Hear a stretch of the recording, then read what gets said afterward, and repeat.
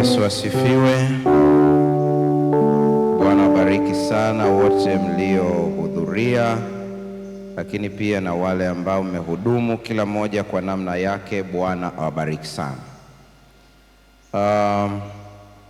Najua wengi walijua kwamba saa 12 kamili ndio ilikuwa tunasimama, lakini ilikuwa ndipo tunaanza ibada. Kwa ibada imeanza kwa staili hiyo. Sasa natamani kujua kama tuna marafiki zetu kutokea madhehebu mengine ambao wamekuja kusali nasi na hujapata zawadi ya kitabu tunachokitoa, ili tuweze kutoa zawadi ya vitabu kwa marafiki zetu. Ninyi ni ndugu zetu kabisa, kwa hiyo tunatambua uwepo wenu. Kama uko mahala fulani, nyosha mkono wako uweze kupata zawadi ya kitabu.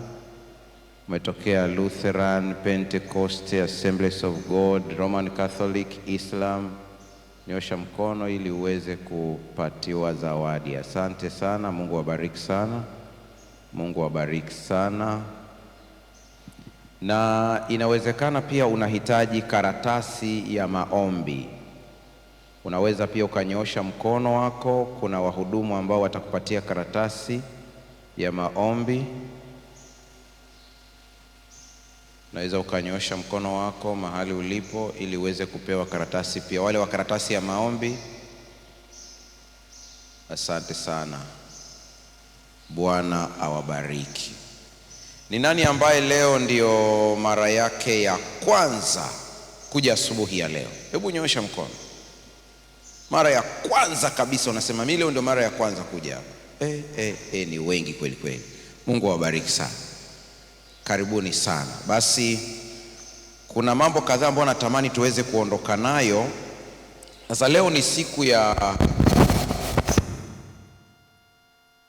ambayo tumeuanza juma, lakini kila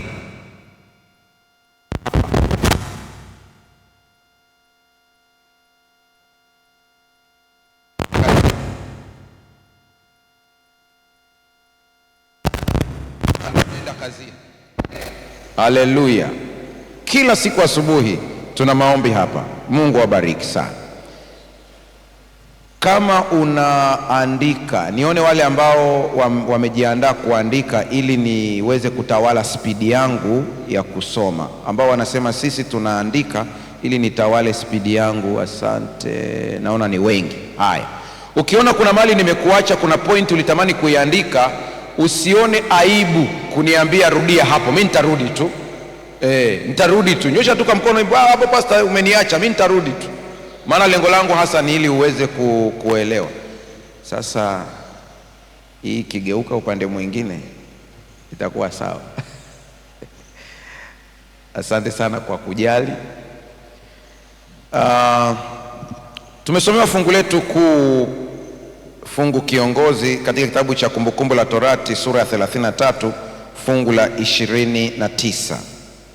Anasema, uheri Israeli, ni nani aliye kama wewe, taifa lililookolewa na Bwana, ndiye ngao ya msaada wako na upanga wako, ana upanga wa utukufu wako, na adui zako watajitiisha chini yako, nawe utapakanyaga mahali pao pa juu. Hili ndio tunalibeba kila wakati. Ili andiko natamani likae kwenye akili ya kila mtu, ya kwamba kitendo cha kumkubali Kristo kuwa Bwana na Mwokozi wa maisha yako, wewe ni Mwisraeli wa kiroho. Haleluya. Na kama ni hivyo tayari, ili andiko ni la kwako.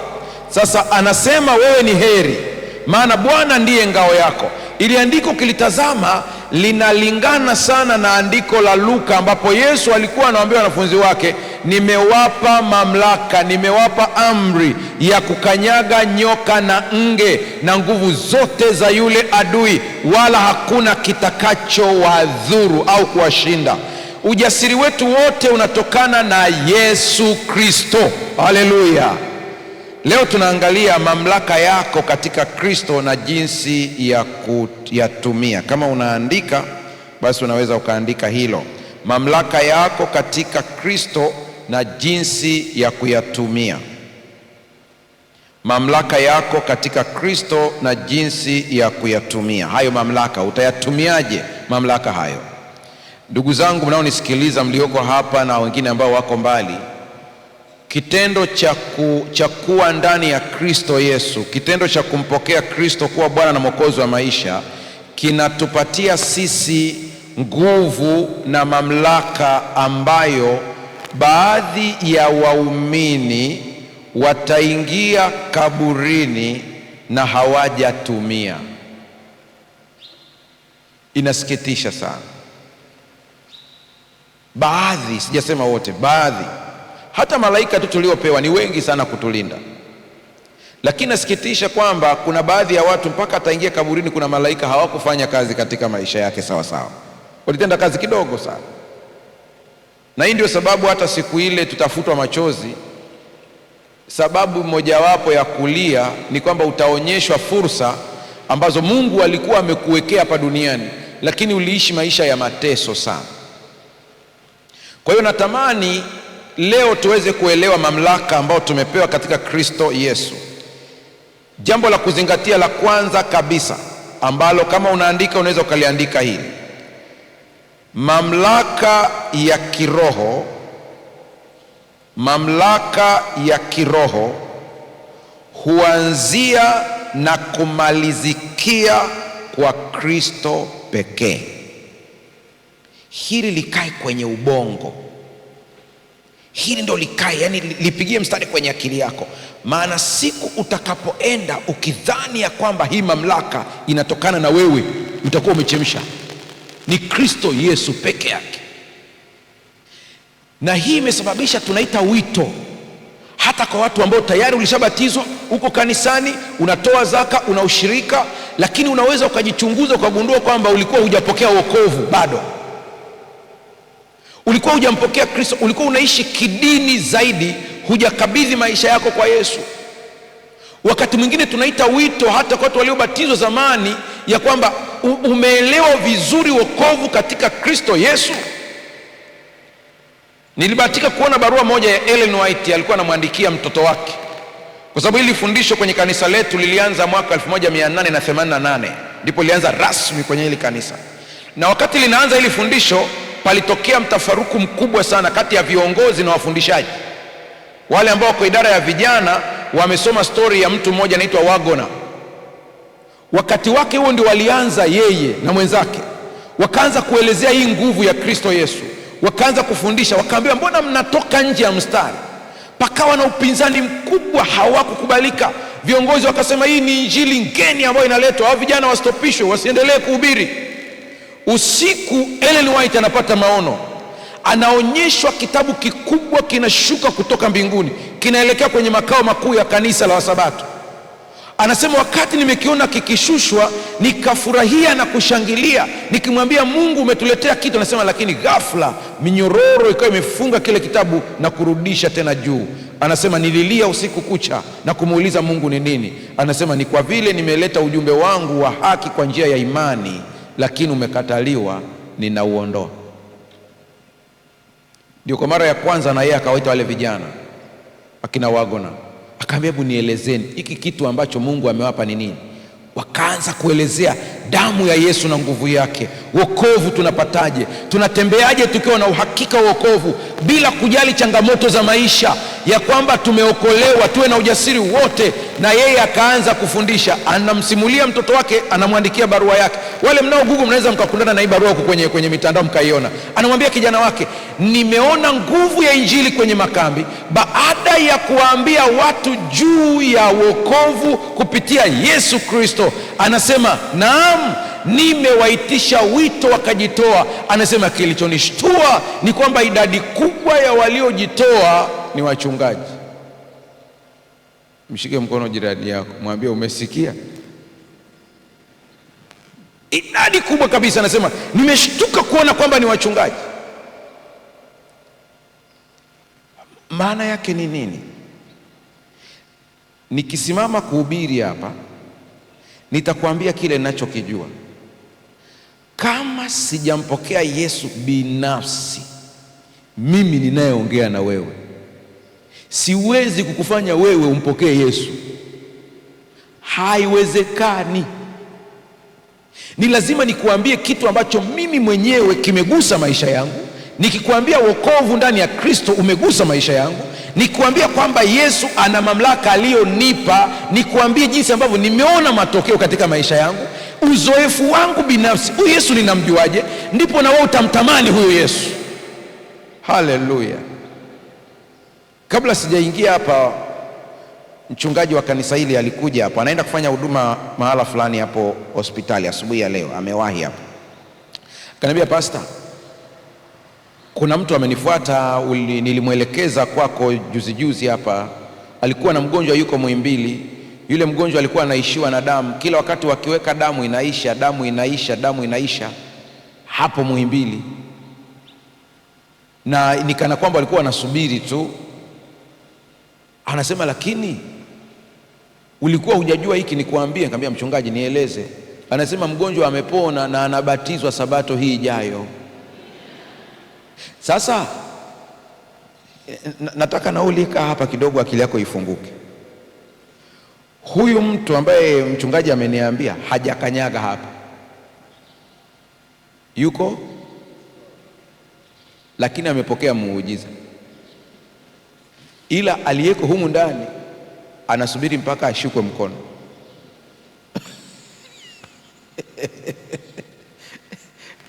Umeona kwamba si ndio tunazuia wenyewe? Ngoja niangalie kama nitapata ushuhuda huyu aliyenitumia ambaye pia alikuwa hapo na hata sasa tujaonana uso. Nimeona. Anasema, mtumishi, ni machozi ya furaha, namshukuru Mungu sana sana. Nimekuja hapo Magomeni Alhamisi asubuhi na jana Ijumaa. Ina maana hii message nimetumiwa lini? Hii ni ya jana, yesterday, ndio saa 5:41. Anasema, huwezi amini, jana nilichelewa, nilikuja ila nilikuta unahubiri mwiba wa Paulo na aina za miiba kwetu. Nikajiuliza, Yesu, na mimi nitafika level ya kuongea na wewe kama rafiki tunapiga story? Ila nilikuwa na maumivu ya mgongo sana, ila jana sikusikia mpaka leo. Jamani, Yesu yupo na anaponya. Kwa yote haya nayo kuambia, natamani ukitoka hapa nenda fanyia mazoezi imani, ukijua huyu Yesu yuko ndani yako. Hebu usimfanye Yesu ni wa mtu fulani, mfanye huyu Yesu ni wa kwako. Ameongea mzee Nyando asubuhi hapa, anasema ni wa kwangu, mimi ni wa kwangu. Sikilizeni, ifikie hatua tunatafuta msaada kwa vitu vinavyohitaji karama za Roho tu. Haleluya. Yaani kuna kitu nasema, lakini hiki nitafute mtu ambaye amepewa hii karama. Ni sawa na madaktari, huwezi kumkimbilia specialisti kwa malaria ya chloroquine. Ni matumizi mabaya ya nguvu na elimu. Kabla hujatafuta msaada, tumia mamlaka yako kwanza. Mathayo 28, andika hii fungu la 18 mpaka la 20. Yesu anasema, nimepewa mamlaka yote mbinguni na duniani. Basi enendeni mkawafanye mataifa yote kuwa wanafunzi wangu, mkiwabatiza kwa jina la Baba na la Mwana na la Roho Mtakatifu, na kuwafundisha kuyashika yote niliyowaamuru ninyi. Hii ya mwisho ndio nataka uibebe kabisa. Nami tazama, mimi nipo pamoja nanyi siku zote hata ukamilifu wa dahari. Pale chumbani kwako Yesu yuko na wewe. Ndio maana tunahubiri hapa online, lakini kuna mtu anapokea uponyaji yuko Kongo. Sisi hatupo Kongo, ila Yesu yuko Kongo. Sisi hatuko Ujerumani, lakini Yesu yuko Ujerumani. Yaani sisi ni kama chombo tu kinatumika kupitishia nguvu ya Mungu. Mungu atusaidie sana. Anasema nimepewa mamlaka yote mbinguni na duniani. Yote. Naongea na wachimba dhahabu, wachimba madini. Huna haja ya kutoa makafara ya kondoo katika machimbo yako. Huna sababu. nenda pale, tumia mamlaka uliopewa ya jina la Yesu. Ita madini yaliyoko chini yatoke. Acha kuomba kwa kusema Mungu, ninaomba unipe baraka ya kupata madini. Hayo ni maombi dhaifu. Darasa la kwanza, maombi ya mtu aliyekomaa kiroho, una komandi, unaamrisha. Maana vitu vyote vinasikia jina la Yesu. Haleluya! Unatoa amri. Anaposema nimepewa mamlaka yote mbinguni na duniani, Paulo anaenda kwa kina, anakuambia yeye ndiye mkuu wa viumbe vinavyoonekana na visivyo. Anasema ikiwa kuna enzi na mamlaka. Kwa hiyo kama eneo la madini unakochimba kuna nguvu za giza zinadai kumiliki eneo hilo, Yesu ni mkuu kuliko hizo nguvu. Kwa nini udanganywe uanze kutoa makafara ya ajabu, mwisho unaishia na kutoa watoto wako? Anasema nami natazama niko pamoja nanyi siku zote hata ukamilifu wa dahari. Agizo la Yesu la enendeni halikutolewa bure. Liliambatana na uhamishaji halisi wa mamlaka yake mwenyewe kwa wafuasi wake kama sehemu muhimu ya kazi yao. Narudia hii sentensi, nataka iingie kwenye ubongo wako. Nairudia tena. Agizo la Yesu la enendeni halikutolewa bure. Linaambatana na uhamishaji halisi wa mamlaka yake mwenyewe kwa wafuasi wake kama sehemu muhimu ya kazi yao. Naomba ni stop hapa kidogo, niulize maswali kutokea makundi matatu. Kundi la kwanza, kundi la pili na kundi la tatu. Naanza na kundi la kwanza. Hivi tunaweza kuwa na microphone ambayo inaweza ikaenda mahala fulani hapa? Haya, narudia hii sentensi. Kila kundi mniambie umeelewaje hii sentensi. Ninairudia tena.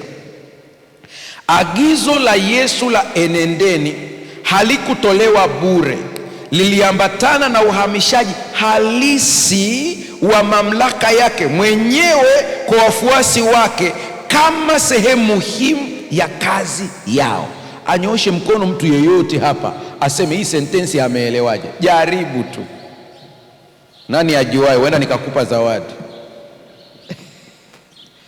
Nyosha. Yule pale. Nimeona watu wawili. Haya, unaweza ukaanza na yeyote kati ya hao. Hiyo sentensi umeielewaje? So mimi nilivyoelewa ni kwamba Yesu alivyotupa utume alitupatia na nyenzo za kwenda kufanyia huo utume. Rudia tena hiyo. Kwamba Yesu alivyotupatia utume alitupatia na nyenzo za kwenda kufanyia huo utume. Nyenzo hizo ndio hizo Yesu alizotupatia. Asante sana. Kama yeye alivyo na sisi tutakavyokuwa. Vizuri. Umejibu sahihi. Wa pili, hatuwezi kufanana katika mtazamo. Kwa hiyo usije ukategemea wa yule bwana peke yake. Elezea wa kwako wewe umeelewaje. Yesu alipotoa agizo hilo alitoa total authority yote. Kwamba ukishafika pale usiwe na wasiwasi, fanya kila kitu yalishamaliza. Asante sana. Alitoa authority yote, mamlaka yote. Tuje kwenye kundi hili hapa katikati. Hiyo sentensi umeelewaje? Nairudia tena ili muitafakari vizuri. Agizo la Yesu la enendeni halikutolewa bure. Liliambatana na uhamishaji halisi wa mamlaka yake mwenyewe kwa wafuasi wake kama sehemu muhimu ya kazi yao. Hapa katikati umeelewaje hiyo sentensi? Nimeona mkono wako yuko hapo. Sawa. Hapo nimeelewa kwamba Yesu aliwapa uwezo wa kufanya na kutenda kama alivyofanya yeye. Hiyo aliwapa uwezo wa kufanya na kutenda kama mwingine. Nimeona mtu mmoja pale nyuma pale. Ndio. Hata wa mtandaoni nao mnaruhusiwa kucomment hapo. Umeelewaje sentence? Vile Yesu alivyo alikuwa ana maana ya kwamba kama yeye alivyokuwa na uwezo wa kuumba na mamlaka hayo pia ametupatia na sisi pia kutamka neno kwa kuumba. kutamka neno kwa kuumba, mamlaka. Yeye ndiye ameiona katika area hiyo. Sawa sawa. Mwisho upande huu sasa, hiyo sentensi ukiiona, ukiisikia, unafikiri inaleta mwangwi gani katika ubongo wako?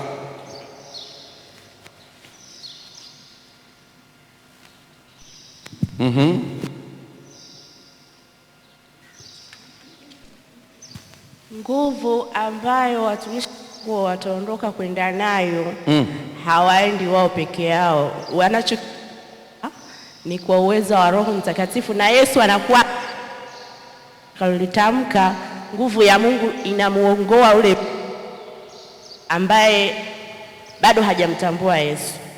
Ni nguvu ya Yesu ndio inayotumika pale.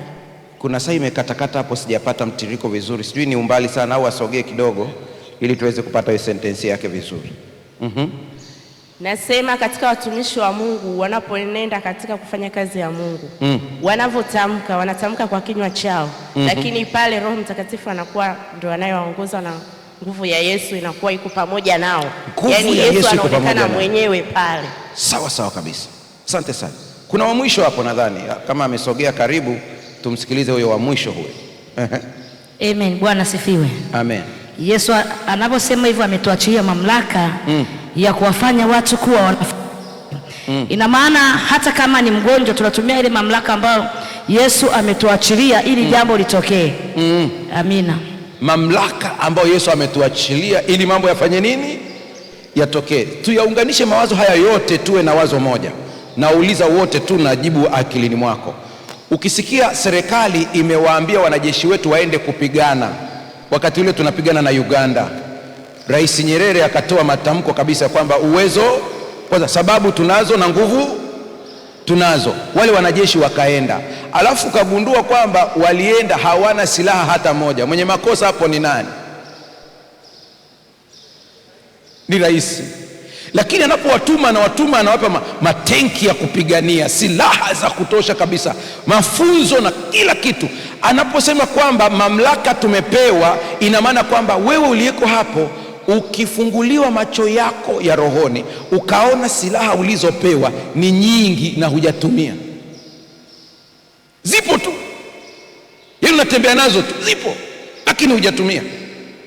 Na anachokifanya hapa ni kukuamsha usingizini ili uanze kuzitumia. Haleluya. Sikia hii, sikiliza vizuri. Hii haikuwa ishara tu, bali ukweli wa kiroho wa kina. Kupitia kifo na ufufuo wake, Yesu alishinda kwa uhakika nguvu za giza. Haleluya. Naye anawawezesha watu wake kutenda kutoka katika nafasi hiyo ya ushindi, kutoka katika nafasi hiyo. Yaani wewe hapo ulipo umewezeshwa. Sasa kwa nini hatufanyii kazi? Sababu moja hapo ni ujinga.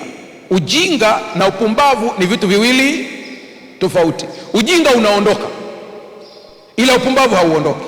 Kwa hiyo anza kujua kabisa kwamba mamlaka unayo, na ukianza kuitumia mamlaka usitarajie kuona matokeo kwa haraka. Japo yapo, unaweza usione kwa macho ya damu na nyama. Wewe kazi yako ni kuendelea kutumia mamlaka. Endelea kutumia mamlaka, endelea kunena kwa mamlaka, usiwe na wasiwasi kabisa. Waefeso 2:6 ni kati ya andiko ambalo nalipenda sana, na Mungu atusaidie tuweze kulibeba hili. Waefeso 2:6. Waefeso 2:6. Hivi kwa nini hii isisomwe na mtu mwingine kule? Kuna mtu fulani nafikiria na microphone mahala fulani aweze kulisoma hili. Ili andiko nataka mlisome nyewe wenyewe. Tena tutaanzia fungu la 5. Fungu la 5 tutaenda fungu la 6. Maana kuna pointi muhimu nataka muweze kuibeba hapo. Mkundi umepata? Haya, isome hiyo.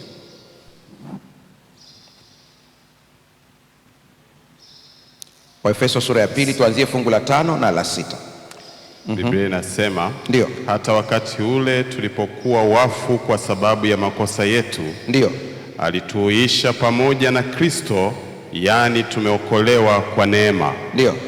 akatufufua pamoja naye, akatuketisha pamoja naye katika ulimwengu wa roho, katika Kristo Yesu. Naomba unitazame hapa. Kuna ulimwengu wa roho na ulimwengu wa mwili. Tuko sawa sawa? Katika ulimwengu wa mwili umeketi Magomeni SDA Church. Katika ulimwengu wa roho umeketi na Kristo Yesu.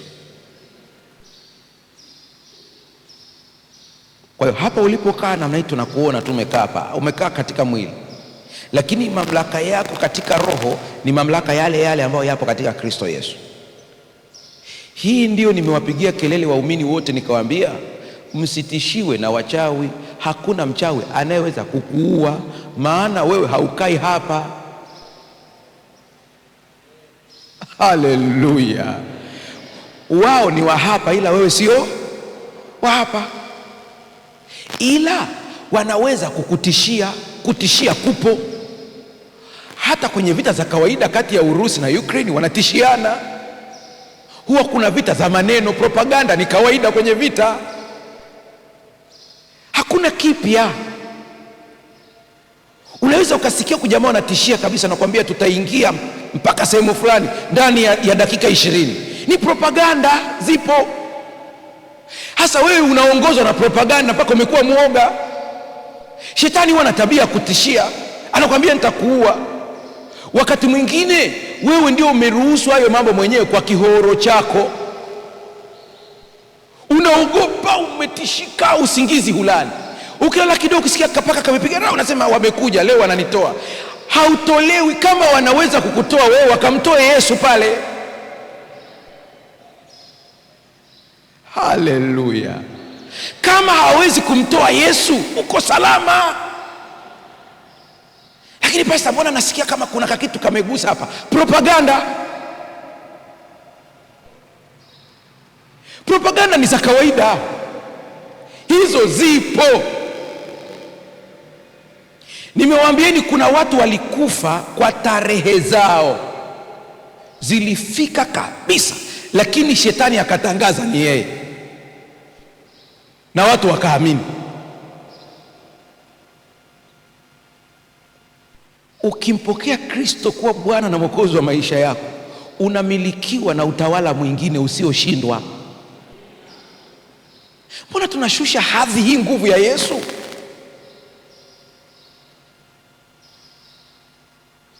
Hivi una habari kwamba unaweza mpaka kabisa ukawekewa chakula chenye mtego kabisa wa kishetani na sumu, na ukala na isikudhuru? Imeandikwa watakula vitu vya kufisha lakini havitawadhuru. Tukifunguliwa macho tuone mitego ambayo Yesu ametegua ni mingi, mingi mno. Nataka waumini niwarudishe katika imani ya nguvu ya Mungu. Unafanya biashara, mtu anakuja anakutazama na kuna jicho anakupiga, unajua kabisa hili jicho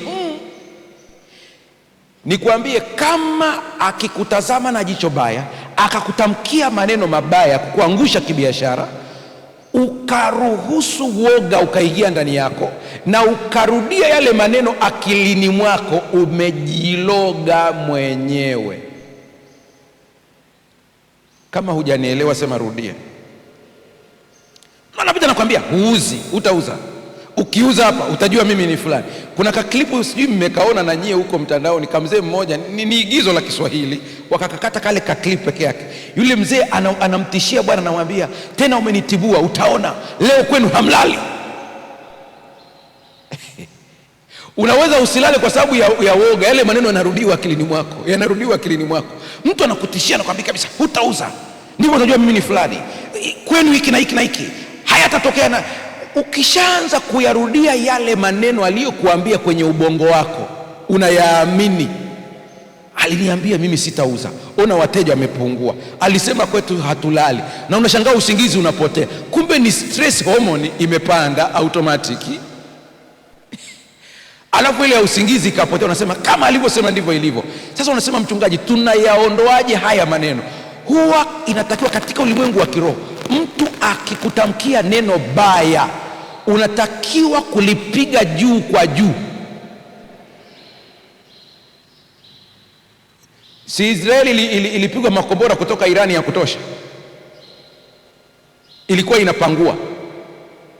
Tumepewa kupangua silaha zote za kiroho. Neno la ushindi moja utakalo litamka ndani ya moyo wako kwa imani linaweza kugeuza makombora 100 ya adui. Neno hili moja tu, wala sio mengi, moja tu. Wakati ule amekusemesha, anakwambia hutauza, yaani wewe ndani ya moyo wako mcheke.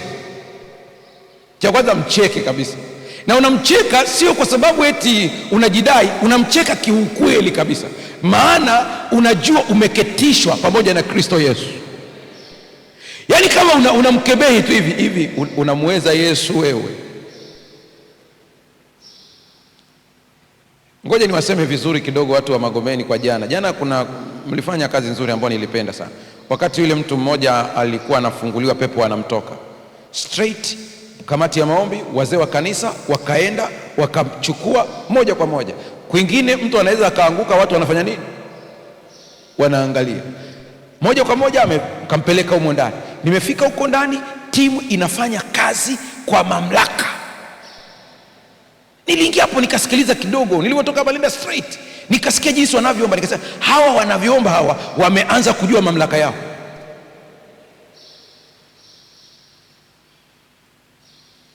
Pangua makombora yote. Usisikilize kauli za mapepo. Wanaweza kukuambia maneno ya ajabu, wanaweza kukuambia hapa hatuondoki, hapa tutakaa. Achana na kauli zao, pangua makombora tu. Pangua. Na unapangua sio kwa sababu ni nadharia, ni halisi. Tumeketishwa pamoja na Kristo Yesu. Sitasahau wakati niko Manzese, na ndugu zangu wa Manzese wako hapa, nimewaona kina mzee Mtenga wako pale. Tulikuwa tunafanya huduma pale Manzese, wanakumbuka. Tulikuwa tunafanya na shemasi mmoja, pepo akawa amemtishia. Amwambia, kwanza wewe nitahakikisha na kushughulikia. Haya, mkamsaidie huyo. Sasa sikia.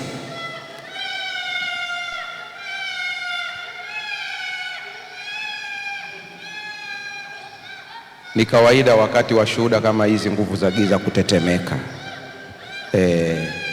Kwa hiyo ngoja mkamhudumie hapo ndani, tusonge mbele na mengineyo.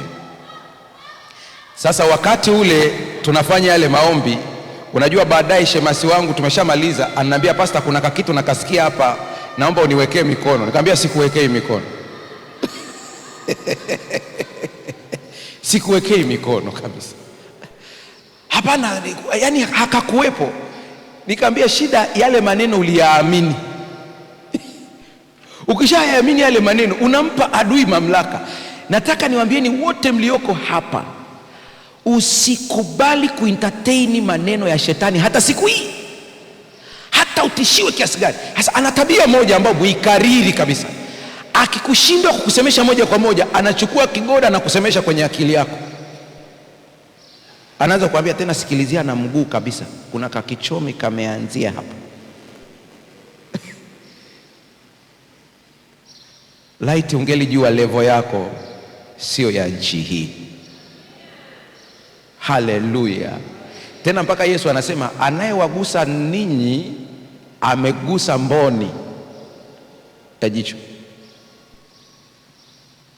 Kuna maushuhuda natumiwa na watu hapa, na yasoma mengine hata kuwaambieni naogopa, kwa sababu kuna vitu vingine akili inaweza kusema hicho kitu ni halisi kweli, kinaweza kutokea. Kwa hiyo napotezea, nasoma tunamwambia Yesu, hii nayo ni muujiza wako. Haleluya. Tunaye Yesu anayetenda maajabu. Rudini katika barabara ya kuliamini neno. Rudini katika barabara ya kuamini umetakaswa kwa damu ya Yesu. Rudini katika barabara ya kuamini una mamlaka uliopewa. Sasa sikia hii sentensi ambayo natamani uweze kuibeba. Ipo kwenye kitabu cha The Ministry of Healing, ukurasa wa 453. Ministry of Healing, ukurasa wa 453. Wale ambao vitabu mnavitafuta, unaweza pate labda physical, lakini download application. Kuna application moja inaitwa E.G. White, ina vitabu vyote, unaweza ukadownload ukavisoma hata offline vya kutosha kabisa. Sikia sentensi hii: wote waliotiwa mafuta kwa uzima wa Kristo pia wametiwa mafuta kwa vita dhidi ya uovu. Hakuna kujitoa katika vita hivi. Pambano ni la maisha yote na lazima lidumishwe kwa nguvu isiyopungua. Nguvu isiyofanya nini? Mnamfahamu mchungaji Billy Graham marehemu? Jana alikuwa anafuatilia somo lake moja, alikuwa anasimulia mama yake wakati alikuwa yuko hai, alikuwa amekaa kwenye ule mkutano ulikuwa umejaa. Billy Graham anasema kuna story moja ambayo mama huenda ameisahau, lakini mimi ninaikumbuka. Anasema nilitoka shule siku moja, Billy Graham anasema alipotoka shule amerudi nyumbani, anasema hiyo siku nilijisikia niko mbali sana na Mungu. Anasema nikajisikia kabisa mbona kama vile mambo hayaendi. Anasema nikamwendea mama, nikamwambia mama, leo nasikia kama Yesu yuko mbali na mimi sana, najisikia kama sina nguvu za kiroho. Anasema mama yake akamwambia, mwanangu, hisia zako hazibadilishi ukweli. Haleluya. Anamwambia hisia zako hazibadilishi ukweli. Billy Graham anasema nikamuuliza mama, ukweli upi? Anasema ukweli ni huu: niko pamoja nanyi siku zote hata ukamilifu wa dahari. Usiongozwe na hisia. Unajua hata wewe kuna wakati hii hali inakupata, unaomba. Mmoja alinichekesha, anasema pastor, naona kama maombi yanaishia tu hapa kwenye ceiling board. Sasa na mimi nikamuuliza, siku yalipovuka ceiling board ulionaje? Ukweli uko hivi, kuna saa tunaongozwa na hisia, na shetani anatujua kuna saa tunaongozwa na hisia. Unaanza kujihisi kama Mungu yuko mbali na mimi, hasa ukiwa umeletewa taarifa na Roho Mtakatifu juu ya dhambi yako inayotakiwa toba. Akikumbusha, lengo la Roho Mtakatifu kukukumbusha ni ili uweze kutafuta utakaso, uondokane na mzigo. Wewe unabadilisha lengo, unaanza kuwaza itakuwa Yesu yuko mbali na mimi. Hebu tuongeni ukweli, sisi tuna hisia kama binadamu. Kuna saa ya hasira, kuna saa ya furaha. Mungu angekuwa na hisia kama sisi, tusingekuwa pale. Tunamuudhi. Kuna saa ingekuwa ni binadamu tungesema tunamchanganya, ila hachanganyikiwi. Haleluya. Na nikupe taarifa, hata ule ujinga wako wote ambao kuna saa unajikuta umekosa imani, umekuwa na mashaka. Ni kweli mashaka yanachelewesha mambo, lakini msaada wa kututoa kwenye mashaka tumepewa na Yesu Kristo. Uko pale pale.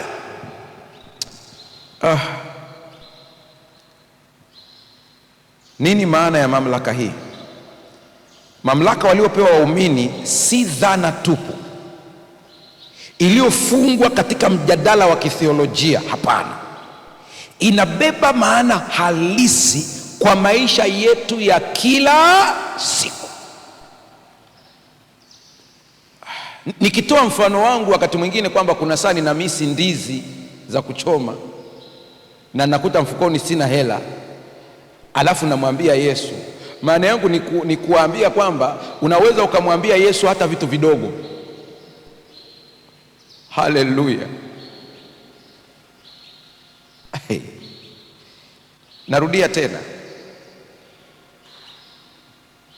hii ni ngumu, lakini kuna siku mtasikia mtu akitoa ushuhuda. Tena sio mimi nitakao utoa, ni mtu atatoa mwenyewe ili Mungu athibitishe neno lake. Haleluya. Umewahi kufanya mtihani na unajua kabisa umebumba, alafu unamwomba Yesu akusaidie, ukitoka umepata.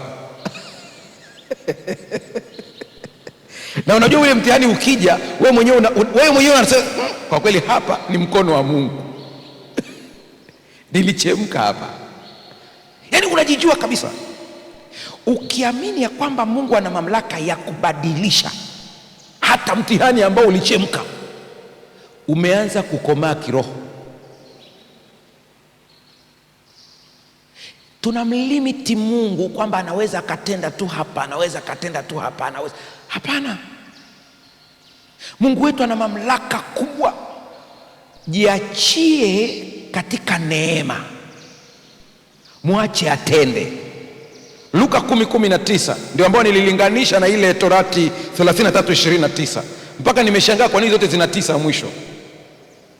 Tazama, nimewapa amri ya kukanyaga nyoka na nge na nguvu zote za yule adui, wala kitu chochote hakitawadhuru. Hii ni kwa mujibu wa tafsiri yangu nayoitumia. Ya kwako najua inasema tofauti kidogo. Wala kitu chochote hakitawadhuru. Nakumbuka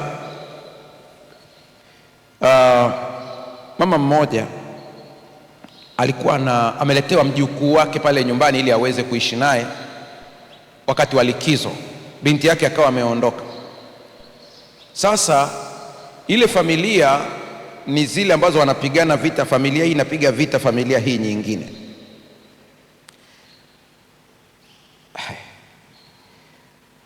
Kale katoto hakajui mambo yalivyo kijijini pale. Kwa hiyo kajukuu kale kakachomoka, kanacheza, kakaenda kakaangukia kwenye mikono ya wale ambao wanahitaji kumaliza huu ukoo. Kakapewa kitu kakala. Kalivyorudi tu nyumbani pale, tumbo linauma, tumbo linauma, tumbo likaanza kujaa. Bibi akashtuka. Ulienda wapi? Watoto ni wa kwenu. Hapa niliingia kwenye nyumba ile pale. Ukapewa nini? Asema alinipa nyama. Ukala? Asema ndio. Anavyoongea vile tumbo linajaa, anashindwa kupumua. Huyu bibi ndiye ananisimulia mimi. Anasema, pastor, nikakumbuka ulisema huyu Yesu anayeishi ndani yako yuko ndani yetu. Unajua kuna maushuhuda mengine kidogo ukiyasikiliza. Sasa anasema mara ya kwanza mtu wa Mungu nikajichanganya. Nikamwambia ukajichanganyaje? Anasema nikamshika tumbo huyu mtoto, nikamwambia kwa jina la Yesu Kristo yule ambaye mchungaji ametufundisha. Nikamwambia umechanganya ile ya wana wasikewa nao pia walisema kwa jina la Yesu anayehubiriwa na Paulo. Anasema hapo katikati nikakumbuka, sasa hapa nimechemsha. Nikarudi tena nikamwambia Mungu nisamehe, nimetamka vibaya. Unajua Mungu anaona vituko. Anasema nikarudi tena nikasema kwa jina la Yesu Kristo anayeishi ndani yangu. Anasema mtoto kama vile pumzi inaisha, kibinadamu unamwona kama anakata roho. Anasema nikaendelea kumwombea mjukuu wangu nikiamrisha kwa jina la Yesu. Anasema pastor, kama sio Mungu kunifunga macho nisifocus kwenye pumzi kupotea, ningeacha. Anasema maana kuna saa mtoto alivuta pumzi akatulia kama dakika chache, natumia dakika chache kibinadamu.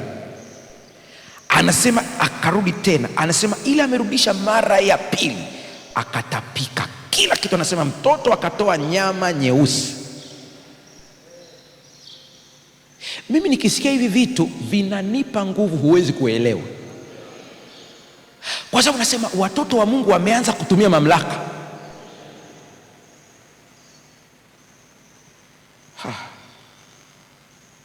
Mungu atusaidie sana. Unaona mtoto wako kuna kitu kimempata, tumia mamlaka. Kuna wengine mko hapa ni mashahidi kabisa, watoto wenu walikuwa vizuri darasani, ghafla ameanza kudrop. Anakuambia anasinzia, akiingia tu darasani anasinzia, usingizi unamkamata. Acha kuomboleza. Ukianza kuongea mambo ya kuomboleza, unaipa ile nguvu tena.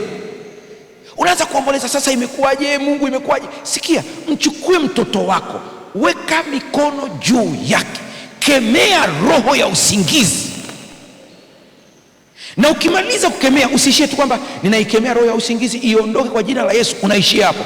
Ukimaliza kuikemea, kuna cha pili ukitamke, kwa mamlaka ya jina la Yesu, roho ya hekima na maarifa ikaingie ndani yake. Usiache eneo lile tupu. Umeitoa, haya nini kinaendelea baada ya hapo? Tamka kwa jina la Yesu, roho ya maarifa na kufanikiwa ikaingie ndani yake.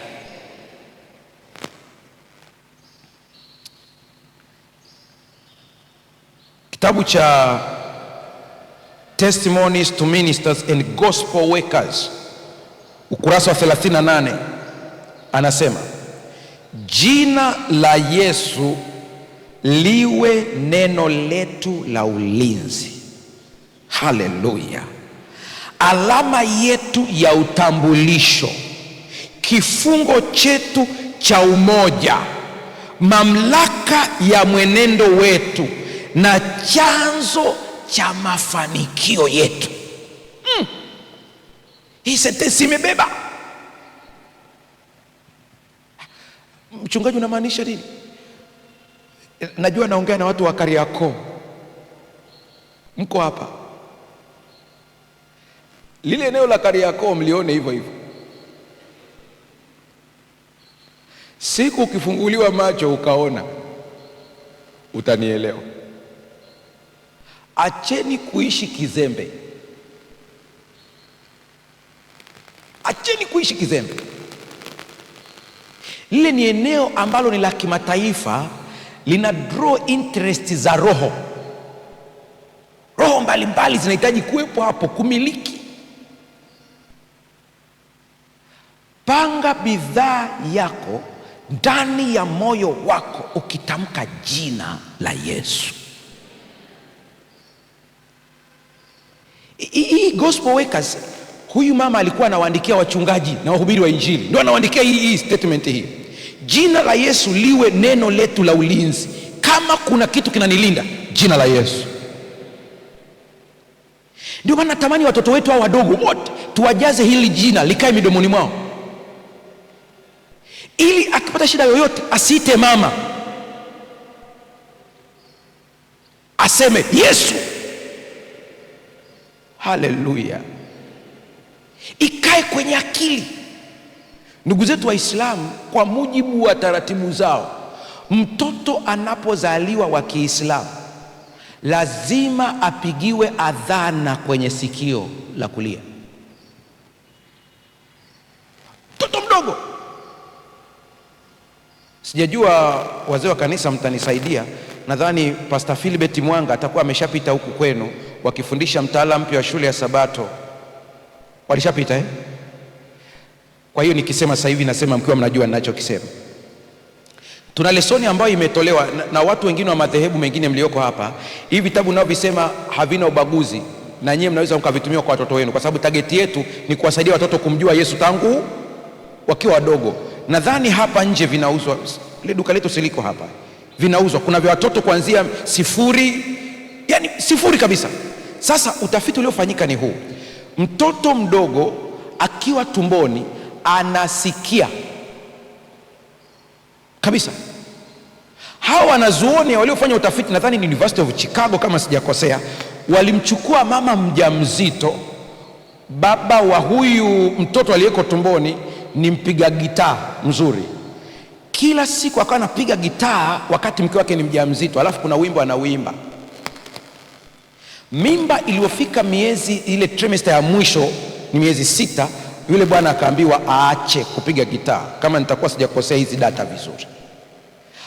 Baadaye, baada ya miaka 5, wanasaikolojia wanafuatilia, miaka 5 mtoto ameshazaliwa, wakamwambia yule baba, sasa piga ule wimbo tena, tuje tuangalie nini kinaendelea.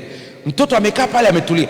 Kumbuka wanasayansi wao kwa kutumia hii observation method hawamshtui mtoto kwamba kuna kitu tunakiangalia. Yuko hapo tu nyumbani kwao anacheza, anapiga story na baba, akamwambia hebu piga ule wimbo tena. Akapiga ule wimbo. Alipopiga ule wimbo, kale katoto kakaanza kutikisa kichwa. Profesa mmoja akamwendea mtoto akamuuliza, John, ufahamu huu wimbo ambao baba yako anapiga? Anasema, kwa kweli siufahamu, lakini sio mgeni kwenye masikio yangu.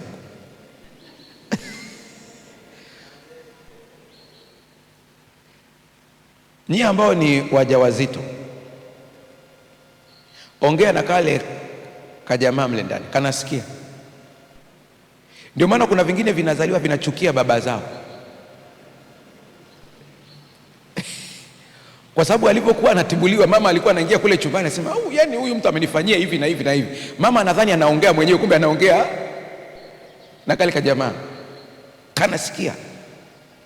Sasa kakizaliwa huu umri mdogo, wale ambao mnafuatilia tafiti za kisayansi, nenda kamfuatilie Profesa Bruce Lipton. Anasema umri mdogo huu ni kama vile mtoto, ubongo wake ni karatasi tupu.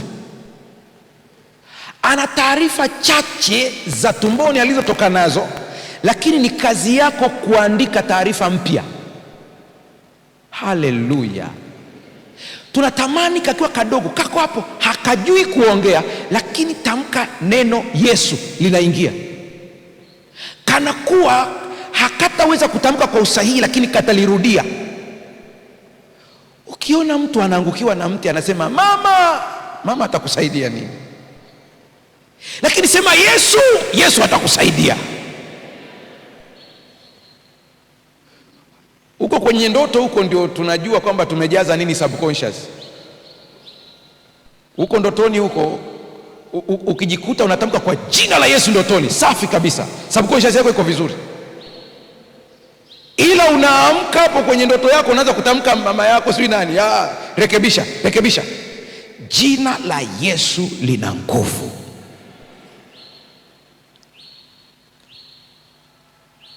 Kuna watu ambao wanakumbwa na hofu. Hofu ni roho. Nimesemaje? Hofu ni roho. Muombe Mungu tu, lakini katokea siku moja ukaiona katika sura yake kabisa, kama tungeona mambo ya rohoni. Hofu ni roho. Ukisikia kuna woga na kuingia, acha kusema Mungu ninaomba uniondolee hofu. Yaani kumwambia Mungu akuondolee hofu ni sawa na mtoto wako umemjengea nyumba, ukamwekea wiring, ukamwekea na umeme, alafu anakupigia simu, baba njoo uniwashie taa. Utajiuliza, hivi nimezaa nini hapa? Hofu ni roho, ikemee kwa jina la Yesu. Na hofu ndio mlango mkubwa adui anautumia kudhoofisha maisha yetu ya kila siku. Nakupa mfano ufuatao. Tumejifunza hapa sasa hivi namna ya kutumia mamlaka yetu katika Yesu Kristo. Umepata changamoto yoyote, unaenda kuikemea ile changamoto. Adui anajua ukiuambia mlima ng'oka, utafanya nini? Utang'oka. Kwa hiyo cha kwanza anachotenda ni hiki, anaanza kukuletea hofu, na anakuambia hivi, wewe ni mchungaji? Unamjibu tu, anambia hapana. Umechaguliwa hata uzee wa kanisa? Unamwambia hapana. Ni maswali ya adui hayo, ana target yake. Kwenye mashemasi humo unamwambia hapana, hivi vitu huviwezi. Mwisho unajikuta ukienda pale unaomba kawaida kama mwananchi wa kawaida, wakati wewe ni mwanajeshi. Unaomba tu kama mwananchi kabisa kabisa, baba mapenzi yako yatimie. Hii kauli mapenzi yako yatimie mara nyingi ni kichaka cha karanga. Yaani akili huko imewaza, kahofu kamekuingia, mapenzi yako yatimie. Hapana. Cha kwanza, ikemee roho ya hofu. Mnamkumbuka yule baba ambaye alikuwa na mtoto mwenye ugonjwa wa kifafa cha kipepo? Hiyo sentensi yangu izingatie, kuna cha kibiolojia na kuna kingine ni nguvu za giza. Anamwambia Yesu, nimemleta mtoto wangu kwa wanafunzi wako wasiweze.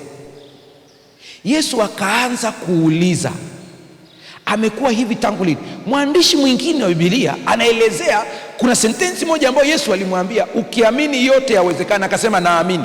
Hapo katikati anasema, nisaidie kutokuamini kwangu.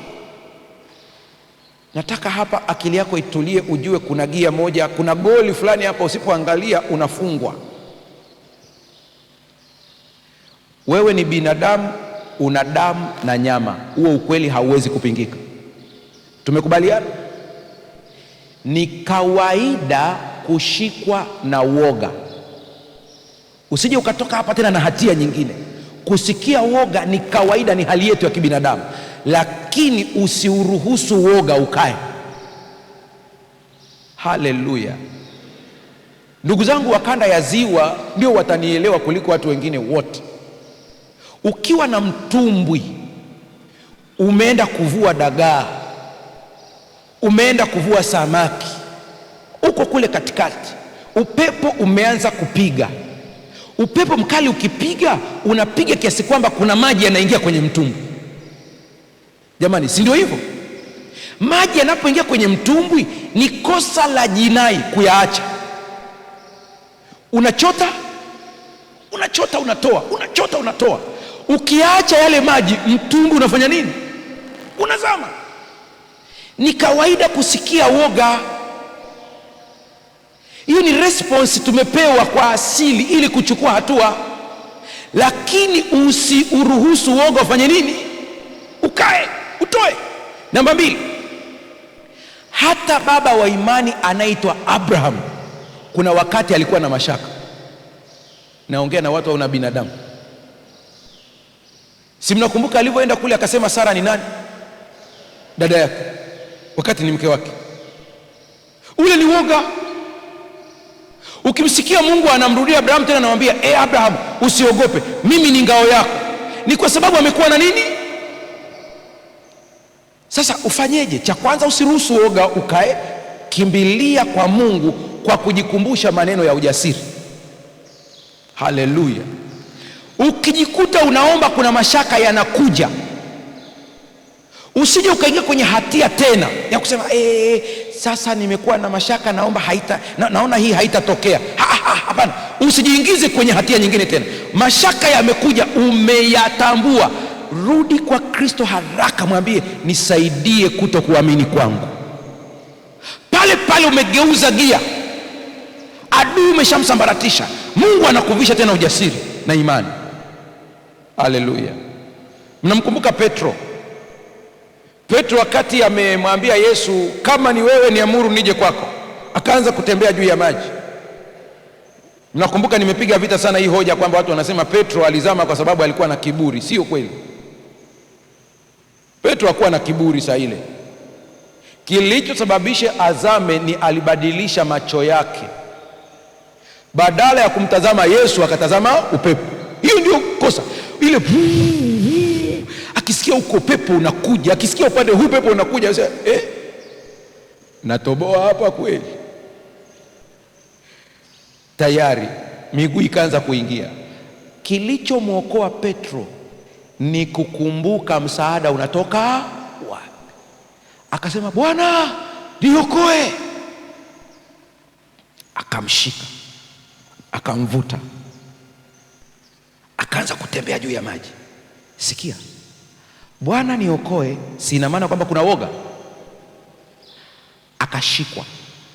Alivyoshikwa na Yesu tu, automatic maji akaanza kuwa magumu, akaanza kutembea.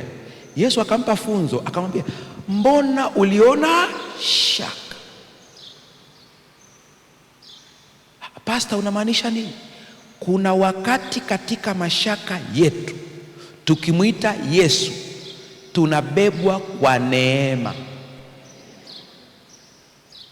Yaani mwenyewe anakutazama anasema, huyu nikimwacha atatumbukia hapa.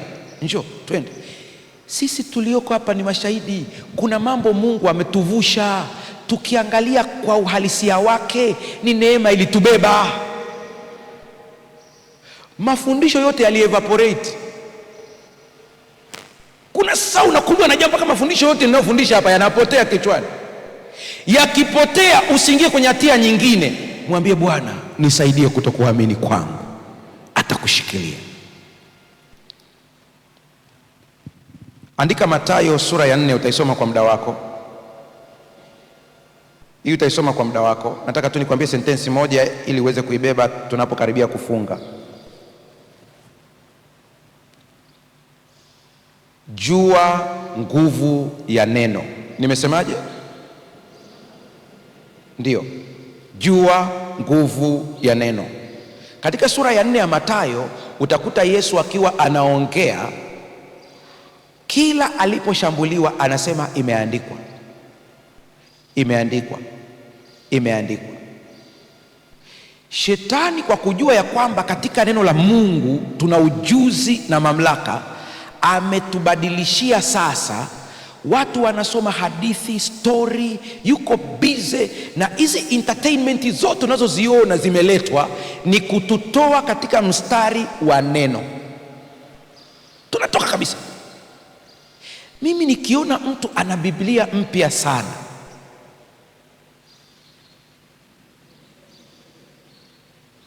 kwa nini iwe mpya? Labda uniambie umenunua juzi, nitakuelewa. lakini Biblia inatakiwa ichakae. Tena ichakae, ikichakaa unaweka kwenye shelf, unachukua nyingine ambayo unaitumia. Biblia lazima iwe na mistari ya kalamu ambayo umechora, kuna ahadi zako ziko hapo. Mimi na Biblia yangu siitupi, mpaka leo ipo, maana kuna vitu vyangu nimechorea hapo, hii mpya siwezi kuweka, nimeweka hapo. Ukija kwenye hizo smart, tuwe nazo za smart, lakini ukisikia lakini jiongeze. Hawa jamaa siku wakiamua kuzima mitambo chwa, au wakaamua kuzihariri, kuwa na ya kwako, kuwa na hard copy ya kwako ambayo uko nayo, unaisoma, unaweka, unaandika. Wakati mwingine andika. Vijana wetu wa kuanzia miaka 19 mpaka 33 kama sijakosea, tumewaletea lesson mpya inaitwa Bobea. Wangapi wamewahi kuisikia hiyo? Nyoosha mkono. Haya, vijana wenye miaka kuanzia 19 mpaka 33, hebu nyoosha mkono nione walioko humu ndani.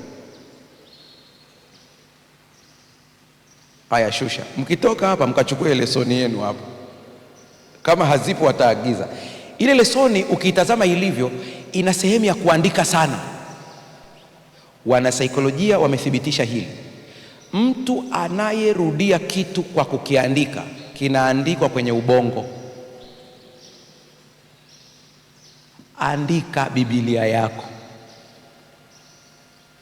Kuna Biblia yangu moja hiyo nyeusi, ina gamba jeusi, sitaki hata muione, maana kuna vitu nimeandika huko, ukiviona utacheka. Kuna maeneo nimeandika kabisa, hii ni yangu, yaani ahadi, nimeiona ahadi nikaiandika, hii ni yangu. Mengine nimezungushia vile viparandesi. Andika, inakaa ndani yako. Neno la Mungu lina nguvu. Sasa si lazima ukumbuke mstari. Hii mistari tunaosema Mathayo 3:5 iliwekwa na watu, haikuwepo.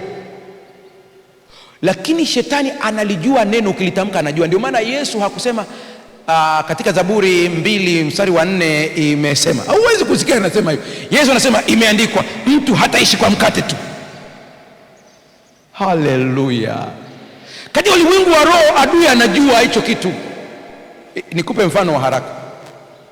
Unapojikuta kwamba unatishiwa na mauti huko kitandani, na ndani ya nafsi yako unajua, ndugu zangu mlioko hapa, niwaambieni ukweli kabisa, Mungu akusaidie. Mauti ambayo ni ya tarehe zako imefika. Moja ya dalili, hutakuwa na woga wowote wa kukabili. Ukijikuta unatishiwa mauti na moyo wako unagoma kwamba tarehe bado, tumia ahadi za Mungu kuondoa roho ya mauti katika maisha yako.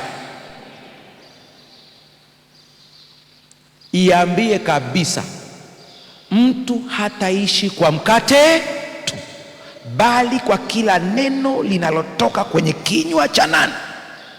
Mungu akisema ninaishi, nitaendelea kuishi. Haleluya.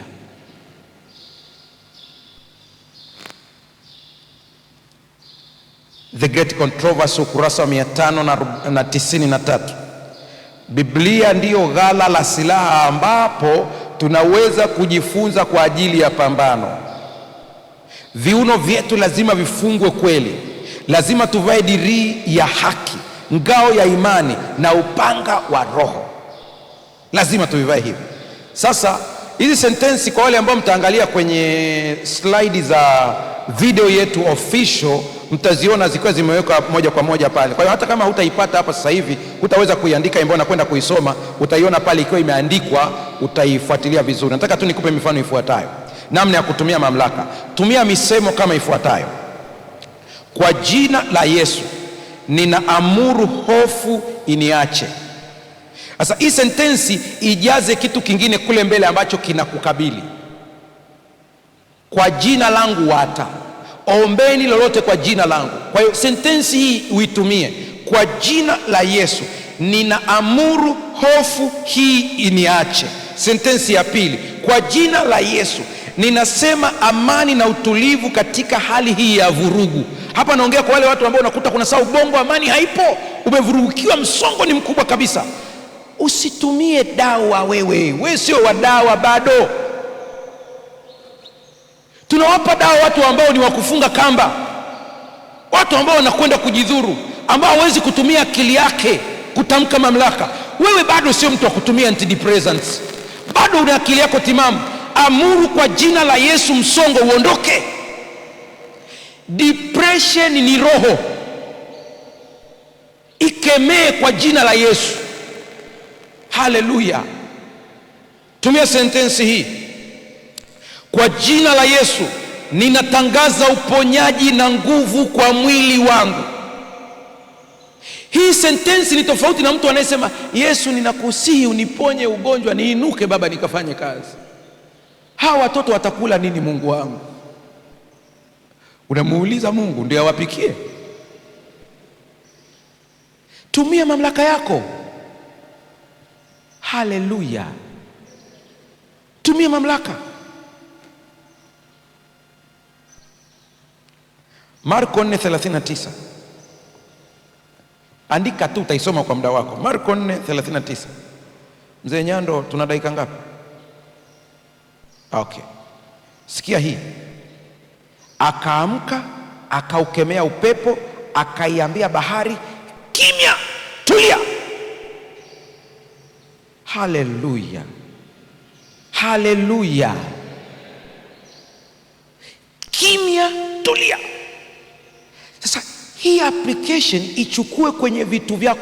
Kila mmoja andika kulingana na mazingira yako. Kuna kitu gani unakiona? Kiamrishe. Chochote kiamrishe, kinakuja amrisha. Kemea maumivu. Haleluya. Yaambie tulia, kimya. Mungu atusaidie sana. Hebu tusimame.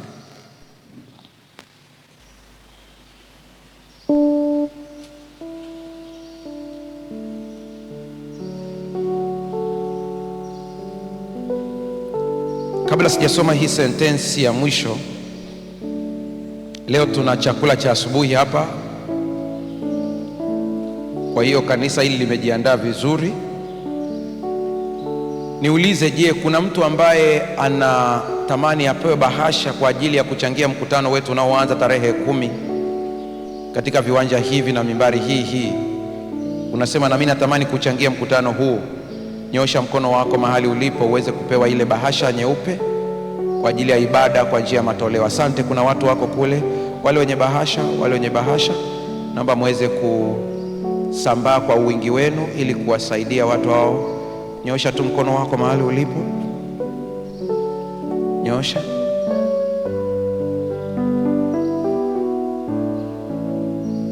Asante, kuna watu wako kule, na waona wako kule wengi. Nyosha mkono wako. Asante sana.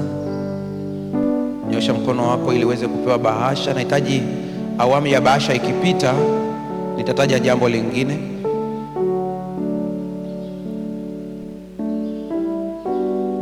Asante sana. Wenye bahasha zipepeni juu hivyo hivyo, nyinyi ambao mnagawa, ili kama kuna mtu anahitaji mahala fulani aweze kuhudumiwa kwa haraka, aweze kutambua. Na kama pia unahitaji karatasi kwa ajili ya kuandika maombi pia, hao wanaopita hapo watakuhudumia.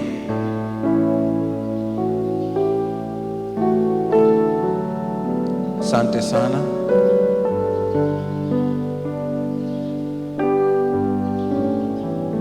Asante sana. Kuna mtu hajahudumiwa ambaye anahitaji bahasha labda? Yuko mmoja hapo.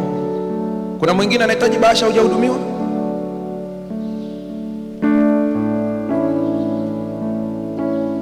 Asante. Mwenye shida ya karatasi pia na yeye, nyosha tu mkono wako ili uweze kupewa karatasi. Sikiliza sasa hiki.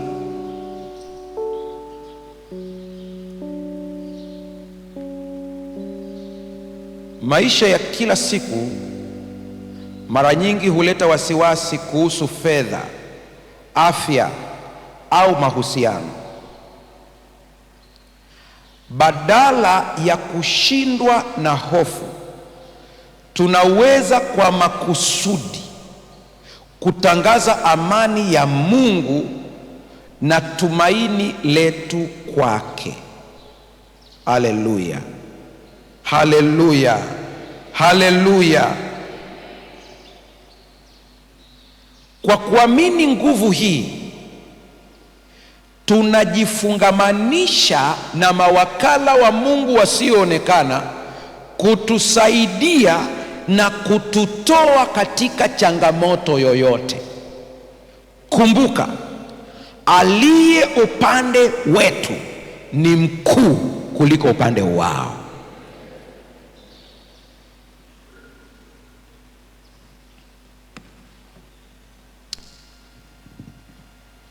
Kama kuna watu ambao wamekuja na vitu vya kuombea kwa ajili ya biashara zao, viwanja, naomba muweze kunyosha mikono ili niamue utaratibu utakuwaje. Asante, nyosheni mikono wote niweze kuwaona. Asante sana, asante. Sawa, sasa tutafanya hivi. Kwanza kabisa tulete sadaka kwa ajili ya mkutano huu, iwekwe hapo katika box wakati piano inapigwa. Alafu na wale watu wa maombi wenye karatasi za maombi, na nyie leteni hapa sasa hivi. Baada tu ya hapo, ukishaweka sadaka yako na umeweka karatasi yako ya maombi, rudi kule ulipokuwa, ili nitoe utaratibu wa namna tunavyoingia kwenye maombi haya sasa hivi. Tufanye haraka kidogo ili tuweze kuokoa huu muda uliopo. Maombi na sadaka ni maeneo tofauti.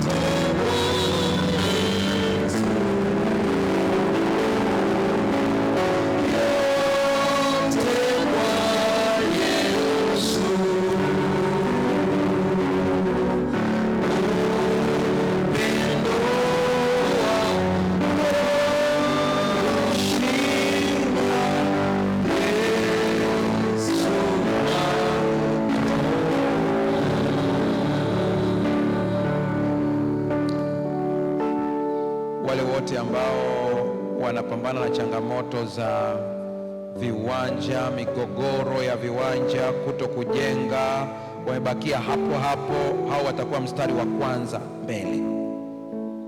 Naomba wasogee mbele. Mstari wa kwanza, wale wenye changamoto za migogoro ya viwanja, umestaki mahala fulani, huendelei, umefika mahali nyumba haisongi, ni kama vile vitu vimekatika, nyie mtakuwa mstari wa kwanza mbele.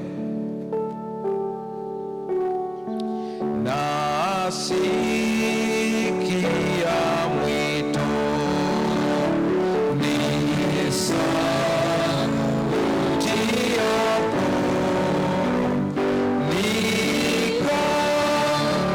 nikasafiriwe kwa damu yako,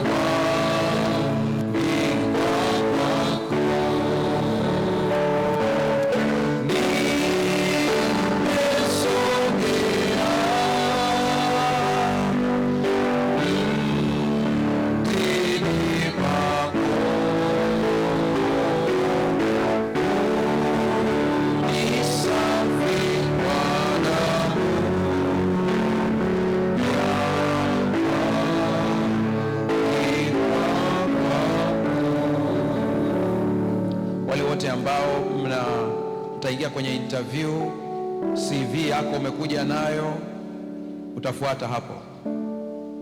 Changamoto yote ya kazi utafuata hapo nyuma, sogea tu. Kama ulikuja na CV yako, panga hapo. Kama hukuja nayo, usiwe na wasiwasi, nuia ndani ya moyo wako. Hata kama hukuja nayo, nuia ndani ya moyo wako. Mnaofuatilia online na wenyewe ni hivyo hivyo. Sogea, sogea, sogea, mwe nyuma ya hao wengine. Ni mnyonge kweli, umenipa nguvu,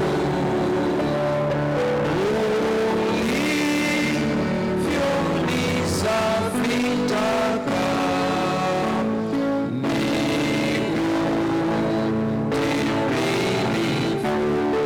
Imba kwa nguvu, nimesogea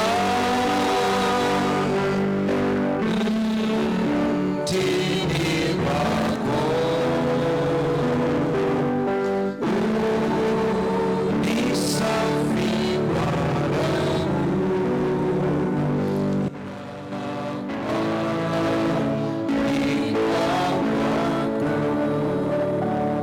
Biashara mliokuja na bidhaa, mnafuata hapo. Wale mliokuja na bidhaa, naweka kwa ujumla vitu mbalimbali. Inawezekana Roho wa Mungu alikugusa ukaja na kompyuta ambayo unafanya nayo kazi kule ofisini kwako. Njoo na hicho chombo chako, tupanga mstari hapo nyuma.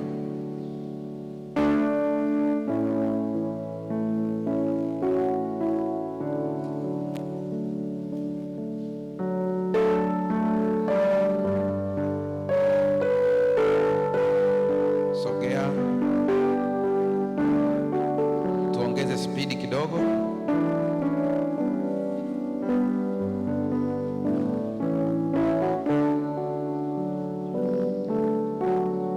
Sasa wengine ambao hawapo katika makundi haya, lakini anasema na mimi na jambo langu nahitaji nipeleke kwa Bwana, utakuwa nyuma ya hao wengine wote. Sasa fungu la 4,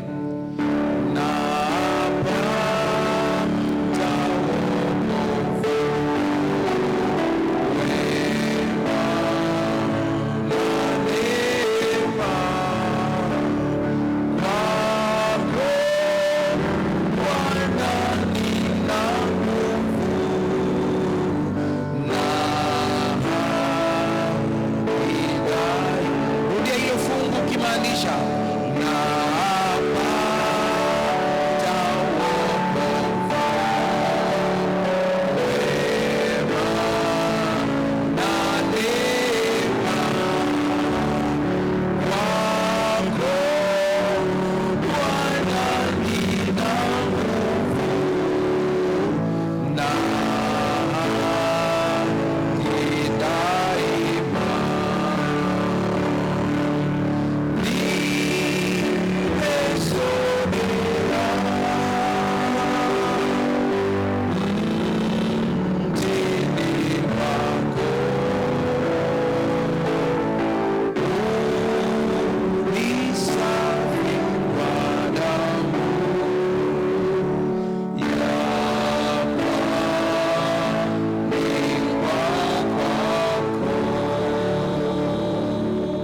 Wachungaji mlioko hapa naomba mje huku mbele. Wachungaji mlioko hapa mje hapa mbele. Wazee wa kanisa mtafanya kama mlivyofanya hizi siku zote. Nimependa ile staili yenu kwa mazingira yaliyopo, nadhani mje huku mbele. Kama kuna mzee wa kanisa ametokea kanisa lingine lakini uko katikati yetu hapa, njoo. Wewe ni mzee wa kanisa, njoo huku mbele kwa ajili ya huduma. Kama wewe ni mzee wa kanisa, ili ujiunge na wazee wenzako hapa kwa ajili ya huduma.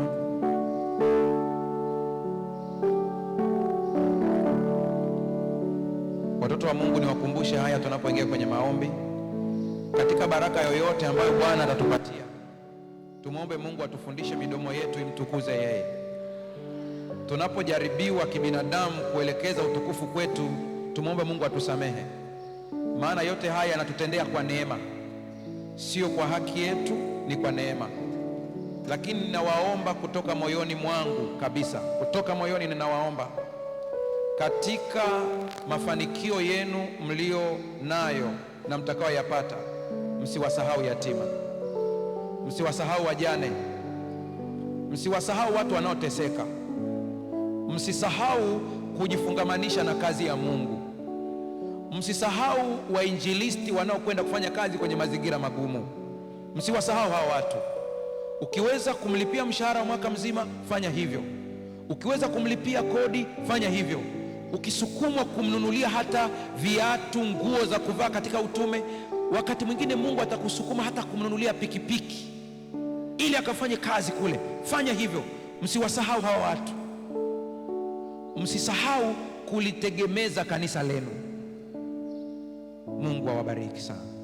Wachungaji naomba mje hapa mbele sasa. Wazee wa kanisa, nyie mtasimama, sisi tutapiga magoti. Nyie kwa mazingira mlioko hapo, kila mmoja atachagua staili kwa mujibu wa mwili wako ulivyo. Ukiamua kupiga magoti, piga magoti. Najua tuna wazee wetu wako hapa, ukiweza kusimama fanya unavyoweza. Wote tujinyenyekeze mbele za Bwana.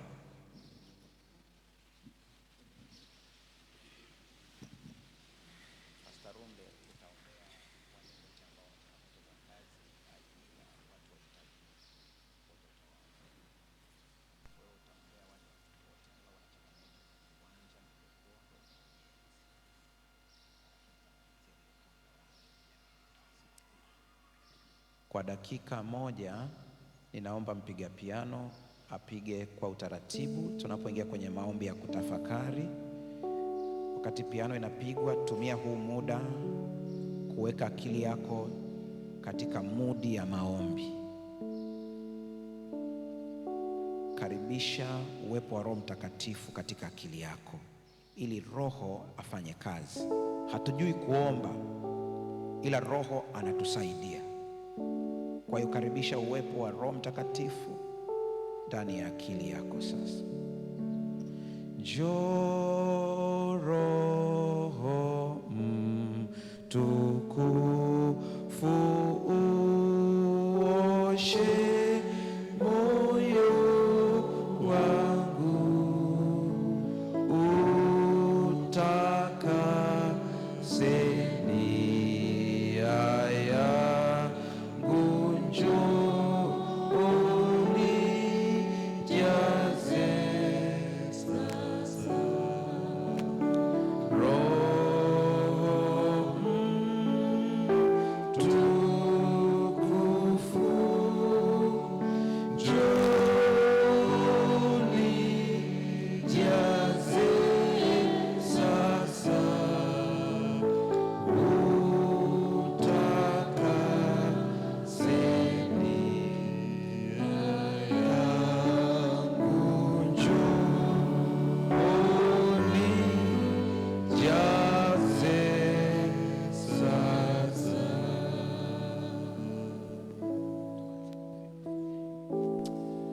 Baba Mungu mwenyezi yote, haki yetu, ngome yetu na ngao yetu, watoto wako wameacha vitanda vyao na asubuhi wakadamka kuja kuutafuta uso wako. na nipo hapa kuomba mibaraka kwanza kwa ajili ya Pastor Mbaga mwenyewe binafsi na familia yake. Mlinde, mpiganie, usimwache. Kwa namna anavyofanya kazi, shetani haupendi watu wa namna hii, mwekee ukingo. Lakini jambo la pili, ninaomba kwa watu ambao wamefanya application maeneo mbalimbali, hata huko TRA walikoomba watu 133,000, bado yupo Danieli anayeweza kupenya katikati ya watu wote hao. Hata kama ameshinda kwenye mchujo wa watu 76,000, mtoto wa Mungu mwenye utukufu wa Mungu atashinda. Wapo watu walioomba nafasi sehemu mbalimbali. Jeshi la polisi limetangaza ajira, jeshi la wananchi limetangaza ajira, makampuni na taasisi mbalimbali zimetangaza ajira. Yoyote anayetusikiliza online ama yupo katika hili kanisa, ikajulikane kuna faida ya kudamka na kutazama uso wako ukamjibu. Wapo watoto wako wanatembea na bahasha zenye CV, bado hawajaona fursa sehemu ya kuapply. Wiki hili, juma hili, wakapate sehemu ya kupeleka CV zao. Wale ambao walipeleka CV mwaka jana, mwaka juzi, wakapigiwa simu juma hili kwamba uliwahi kuomba. Hata wewe mtu atashangaa ni lini, mwaka juzi, na Bwana ukafungue milango. Wale wanaotamani kwenda nje ya nchi wakafanikiwe, wanaotamani kuanzisha makampuni wakafanikiwe, waliokosa mitaji ya kazi zao za namna mbalimbali, fungua mibaraka. Lakini Yesu, ninapomalizia, wapo watu wenye mikopo inawazuia kukopa hela nyingine kuendeleza makampuni yao, kazi zao, biashara zao, na wengine wafanya biashara, nyumba zao zinaelekea kuuzwa, shamba yao, mali zao, magari yao, wamechukua mikopo. Tenda muujiza uliotenda ndani ya shimo la moto, watoto wako walipotumbukizwa mule, na watoto wako wakawe katika hali ya kukopesheka tena, kwa kuwa uweza na nguvu na mamlaka ni vyako wewe milele na milele. Amina. Baba na Mungu wetu wa mbinguni, asante kwa asubuhi ya leo. Nakubaliana na maombi yaliyotangulia, lakini tunashukuru na kukubaliana na ahadi zilizosomwa na mtumishi wako asubuhi ya leo. Kuja kwetu hapa ni ishara ya imani. Inaweza kuwa ndogo, lakini tunashukuru kwamba Mungu wetu unaipokea na kuikubali. Asante kwa kutukusanya kwa namna hii. Asante kwa kutupa nafasi ya kuleta haja zetu mbele zako. Mungu wetu, watoto wako wameandika mambo mbalimbali, lakini Baba, kwa namna ya pekee tunaomba kwa ajili ya wale wenye changamoto za viwanja.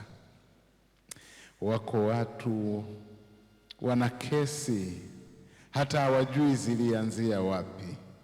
Wamechukua fedha benki wakanunua viwanja kwa mishahara yao, lakini sasa wanatembea miaka 10 na kitu wakiwa wananyanyaswa na yule mwovu. Lakini wako ambao walijaribu kuanza ujenzi, huenda hata watu wanahisi kwamba aliyeanza alifariki, lakini wapo.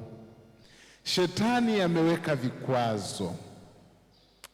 Mungu wetu, katika namna hizo za changamoto za viwanja na ujenzi na mambo yote ya aina hizo, kila mmoja aliyeko mahali hapa anatafakari na kukiri kwamba yuko kwenye changamoto ya namna hiyo.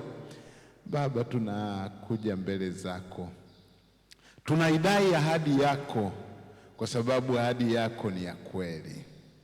Tunakusihi asubuhi ya leo kwa neema yako uwafungulie watoto wako. Damu yako ya thamani iliyomwagika ikavunjevunje zile kesi kule mahakamani. Wale watu ambao wamewasumbua watoto wako kwa muda mrefu, leo tunawaweka mikononi mwako. Mungu wetu, ushughulike na wale watu. Wenda ni kwa sababu wana fedha nyingi, wenda ni kwa sababu wana jina kubwa katika nchi hii, lakini jina lako ni Bwana wa majeshi. Leo watoto wako watoke hapa wakiwa wenye furaha. Tunakusihi, ondoa vile vikwazo. Tutafurahi kama tutasikia kwamba wale watu wameacha kusumbua, lakini pia tunawaombea wasaidie kujua kwamba upo wewe ambaye ni Mungu mwenye nguvu kuliko wote, ili kupitia kukujua si kwamba wapotee, ila warejee na wao pia waanze kukulilia wewe kama Bwana na Mwokozi wa Israeli. Tupatie furaha mahali hapa, tusaidie kuamini kwamba tumekimbilia mahali sahihi. Mungu wetu, mashamba yarejeshwe, majumba ambayo yamewekewa vipingamizi yawekwe huru, viwanja ambavyo vimeingiliwa, watu wameuza viwanja vya watoto wako bila ridhaa na kesi zinaendeshwa hata hatujui zitaishaje. Mungu wetu, wewe ulijua hayo mambo tangu yakianza, na leo tunatamka kwa mamlaka yako kwamba hivi karibuni watoto wako waishi kwenye nyumba zao, warejee kwenye viwanja vyao, mashamba yao. Mungu wetu, warejee kwa amani na utulivu, na hata wakiulizwa kuna nini, Baba, waseme yuko Mungu mbinguni. Wewe uliyewaambia Israeli kwamba kila mtakapopakanyaga ni penu. Sasa watoto wako hawa wamenunua kwa fedha zao. Baba, ahadi ile ikaende mara 10 zaidi kwa hao watumishi wako. Wabariki wanapomaliza ibada ya leo, tembea nasi, na mengine yote yanayofuata iwe ni kwa utukufu wa jina lako, kwani tumeomba kwa jina la Yesu Kristo, amen. Baba, asante, umesikia maombi yetu. Sasa kila mtoto wako aliyekuja na bidhaa yoyote, hiyo bidhaa ikaguswe na nguvu ya mbinguni, hiyo bidhaa ikajae baraka. Wakati wengine wanaweka hirizi, sisi tuna jina la Yesu. Baba, ninakusihi kila ambaye amekuja na chochote, atakapoondoka na kukirudisha pale, uwepo wako ukatamalaki, pasiwepo na nguvu nyingine yoyote inayomiliki eneo lile. Ninakusihi kila aliyekanyaga hapa na anayefuatilia online, akawekewe utukufu kama wa Musa, kiasi kwamba kila aina ya nguvu mbaya zikiwaona zikimbie, maana wana nguvu ya mbinguni kwa jina la Yesu Kristo. Ninaomba kwa ajili ya kamati ya maombi ya kanisa hili na wazee wa kanisa wote, endelea kuwabariki. Wazee hao wamekuwa wakiwaombea watu kila siku tangu tulipoanza hapa, na bado wanaendelea kuomba hapo wakiwa wameshikilia hilo box. Wanapowaombea wengine, na wewe pia Mungu ukawatendee mambo yao. Ninakutukuza maana wewe ni mfalme mwenye nguvu na mamlaka, na umetuweka huru. Kuanzia leo, yeyote ambaye amekuja hapa amesikiliza, uko huru kwa jina la Yesu Kristo. Nenda kwa imani, maana Bwana amekufungua. Kwa jina la Yesu tumeomba na kuamini, amen. Bwana bariki sana.